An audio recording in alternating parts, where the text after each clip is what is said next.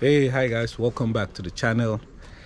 Today I want to talk about something that happened, and as you guys know, on this channel I try to portray the good part of this country. I try to talk about culture, tourism, food, housing, and even travel and all that stuff, and I've been doing this in a way that I promote the country in a positive light. However, all these items and the positive approach, there are some times when some unfortunate event may occur, or you may be faced with the Nigerian condition.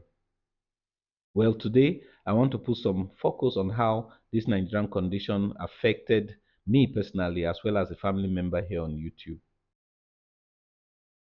Some of you will recall a video series I did back in 2021 focusing on the beautiful state of Cross River and traveling through the state and experiencing the sights and sound and cuisine of the great people of that state. If you do not recall, I'll put the link of the videos in the description so you guys can watch. I promise you it is very interesting. On that trip, I was taken around by someone that I will call a friend, Mr. Emma Ogar, and he gave me a tour of Ogoja and Calabar. But before we set out on that trip, I think about 3 or so months before that time, he had spoken to my wife because he knew my wife first, and I knew him through my wife. And he had spoken to my wife, and they talked about cassava plant farming that he was doing in Cross River State.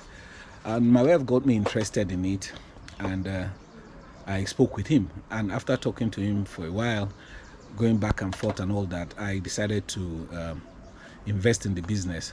So that was the genesis of the travel. That was why I actually wanted to travel, because it was like 3 or 4 months after this investment. I wanted to go and see what I've invested in, and so I went.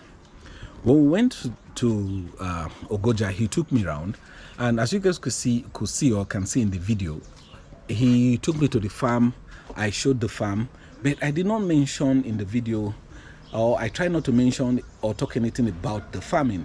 The reason was very simple. Is because it was my first time and I didn't have so much experience about it, and I didn't want to like talk about, oh guys, come and invest in this business, because I didn't know what it was going to take, because I didn't know the outcome that it was going to be. So I wanted to invest first, see how it works, and if it had done so well, I can now say maybe in another video, maybe we'll invest the second time. I will say, okay, I've done it the first time, this was how it went.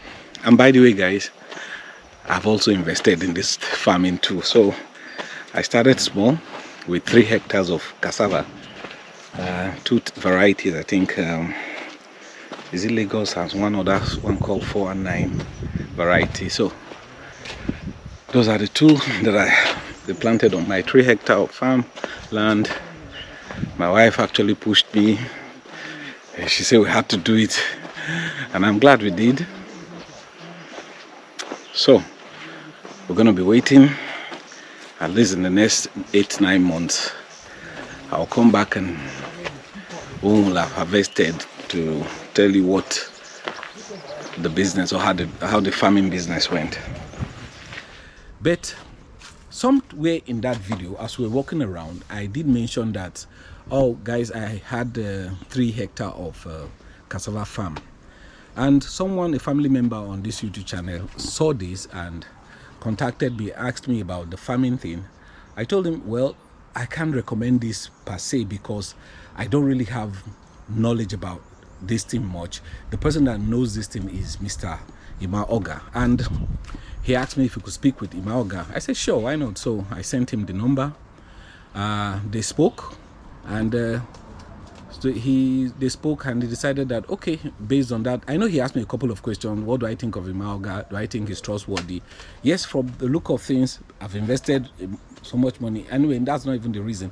From the look of things and the way my wife has talked about him over time, I believe he was trustworthy. That's why I invested my money. So I told him, yeah, I think he is. And so the member on the YouTube channel here also invested and started the business of cassava farming. So you see the cassava is doing extremely well. I'm so impressed. Look at the first one that. So this one, we'll start making preparation for weeding. Okay. And next week, let's weed so that we can apply the first this thing. Unfortunately, that business relationship with Mr. Emma Ogar has provided several tips on why businesses in Nigeria continue to be a challenging one. And here are some of the tips based on what we learned so that hopefully anyone else thinking of venturing into business in Nigeria doesn't fall victim.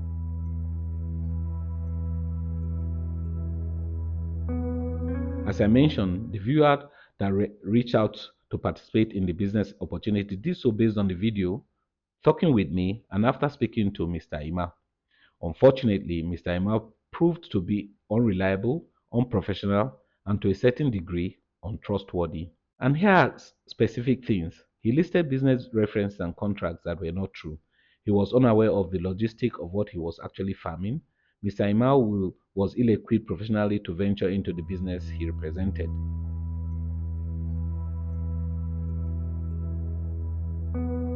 Regardless of the personal relationship or friendship that you may have with an individual, or even the referral or recommendation, always have a legal business contract. The reason for this is simple. It is that it provides several elements of understanding. For instance, it provides a written and, more importantly, documented agreement and account of what all parties have agreed to. It can and should provide a framework of how all parties operate, or at least reference a document such as a memorandum of understanding. It sets the expectation of what everyone needs to do, and so, crucially, what should happen when people do not do what they are supposed to do.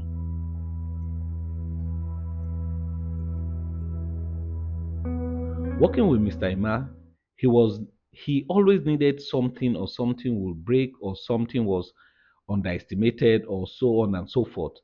One significant thing that can be done to address this in the future when getting into business relationship is to have a milestone associated with your business relationship.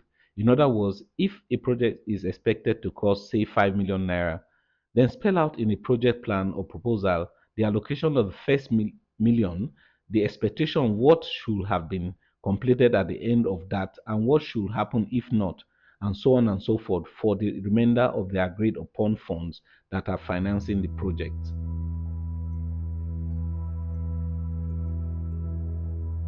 Ultimately, everyone hopes and plans for a successful business venture, but not all ventures are successful.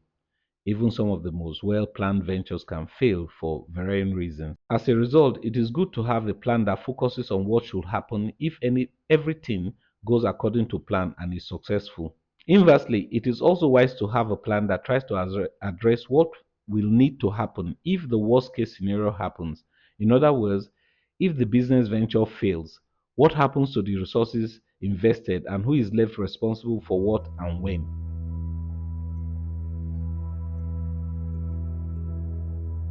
In all manner of life and business, communication is key.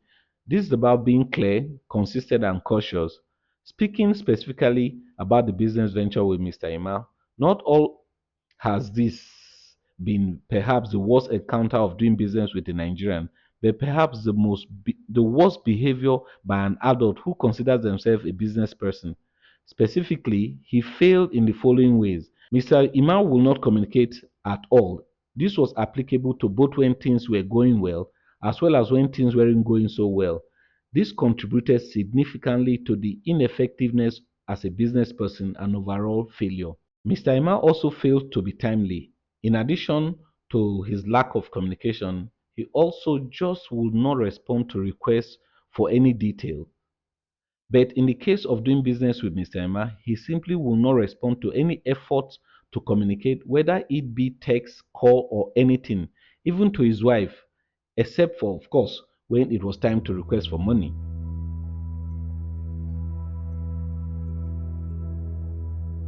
Doing business anyway comes with risk, and this is also applicable to Nigeria. In the case of Nigeria business risk, it is even more complex as you have political, natural, economic, ethnic, and structural ones, as well as several others not mentioned. But overall, understanding these risk factors before venturing into a business venture does help with planning and mitigating risk. I should wrap up by saying this. All these points are not intended to scare people away from doing business in Nigeria, but rather to help people understand the landscape and challenges to help you navigate and to point out that Nigerians deal with this on a daily basis and can be successful. It just so happens to be that you need the right combination of people and circumstances to achieve your business goal and not to give up. It is just unfortunate that Mr. Emma Ogar is not one of these people to do business with. But there are many other out there, and I'm committed to finding them, discussing with them, and bringing that content to you and to focus on all the good that can be accomplished in this great nation of ours.